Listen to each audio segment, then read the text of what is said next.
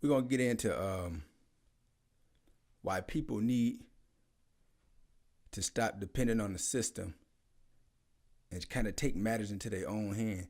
Stop begging. The days of protesting are over with. Protesting and rallying, that never really did much, at least not of modern time. And so, yes, you are able to participate when you do that. And so sometimes it is necessary. But overall, the overall mind state, we have to get out as a people. We have to get out of that way of thinking of someone needs to give us something or going to give us something or going to feel sympathetic or empathetic. It's about what we can do for ourselves and what we're going to do for ourselves. You know, you got to think about people in power. You know, they're not in a business of relinquishing power. So while you're asking for equality, validation, acceptance, you're just wasting your time. You know, they're probably sitting back laughing at you. You have to think about it. The Americas or whatever so-called founded, you know, it's been about, about 240 years since it's been so-called founded, since they've been in power.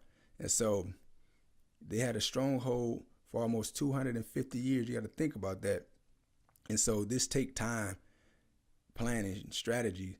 So they're not just going to give it up or give you what you think you need. They're going to continue to rule how they see fit. And so if you want something out of it, you got to think outside the box. No begging them, asking them, give me freedom, equality. You know, you make it for yourself. And, you know, within the system, it's a lot that the people can actually do to get things for themselves and not beg for it and ask for it. But you got to stick together. You got to be organized. It's just not that hard. Anyway, but just to get back on topic, we have to stop looking for certain validation from certain people that have no interest in giving us the things that we feel we need. It's about their self-preservation. And so that's just what it is. And so don't ask people to see you as equal or know that your life matter or that you need to get paid this much wages. Make it happen for yourself. It's different ways around the system. You just got to be willing to take the time out and put the energy and sacrifice and all that in there. I mean, I'll give you an example. And it might be over your head a little bit, but just follow me, just stay with me. Why does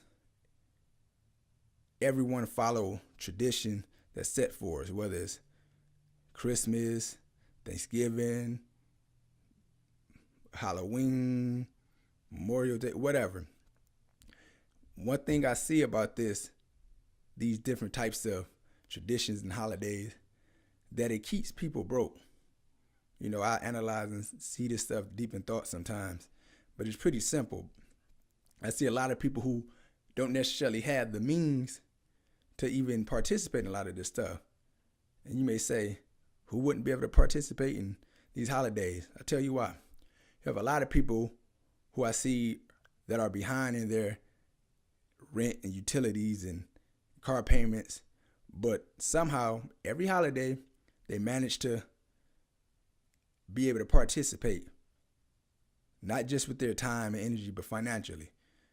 Some of them take loans out, payday loans and different stuff like that. Some put off other bills that's important and should be priority to participate in these type of things.